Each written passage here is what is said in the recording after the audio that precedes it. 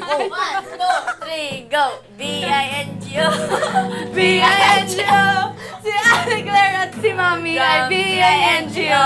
Yeah! Kasi yung mga information na nabasa ko, it was really deep. And parang yun rin po yung nag-motivate sa akin para ituloy yung task.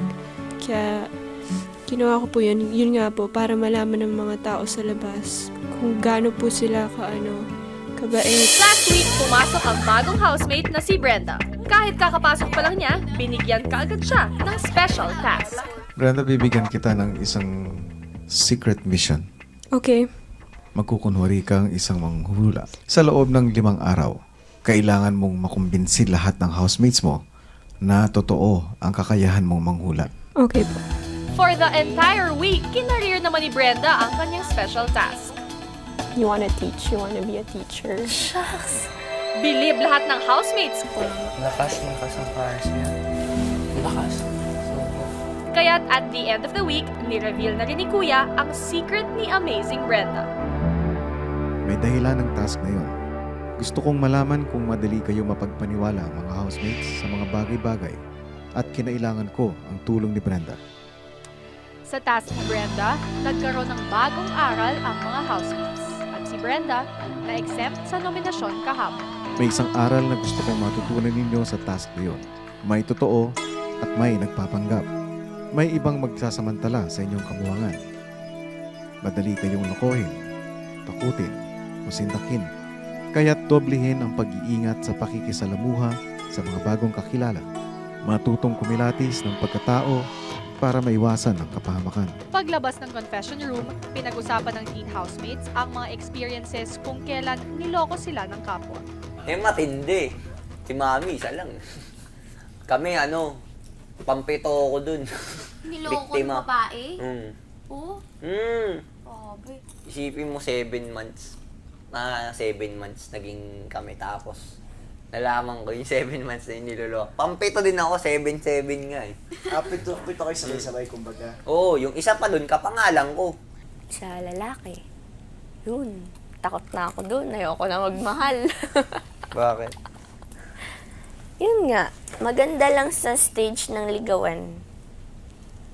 Kaya gusto ko pag nanligaw sa akin, ganyan, abot na ng ilang taon, 2 taon, 3 taon. Pag porsigido talaga siya, tatagal siya, di ba? Pag ayaw niya, mawawala siya kaagad. Ilang weeks, months, ganun. Tapos, bakit ka tumatawa? Nag-isip ng theory. Tama naman yun, di ba? Pag hindi tatagal naman liligaw sa'yo yung lalaki, hindi siya seryoso. Paano kung kunyari? Huwag mo ako tanongin. Naging emosyonal si Brenda sa usapan, kaya hindi niya napigilang umiyak. At kahit saan siya magpunta, hindi siya pinabayaan ng mga housemates. Uy, ano ka ba? Okay. Uy, panig ka muna. Uy. ka dyan? Friend, okay ka lang? Bren, huwag ka mag-guilty. Huwag mong isipin na seryoso. Task yun, tsaka hindi mo naman talaga kami niloko. Isa pa, wala sa amin yun. Hindi no choice. May choice si Brenda. Oo. May choice si Brenda. Kasi kahit ako, pagbibigyan ako special task, kaya mo ba gaganon yun? Diba? Tatanungin sa'yo, diba? O, diba? Pumayag siya. Pumayag siya kahit ano sa ano niya, pero Labag sa kalooban niya.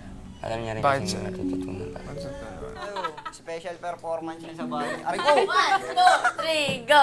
B-I-N-G-O! B-I-N-G-O! Si Ate Claire at si Mami ay B-I-N-G-O! Yeah! Kasi yung mga information na nabasa ko, it was really deep.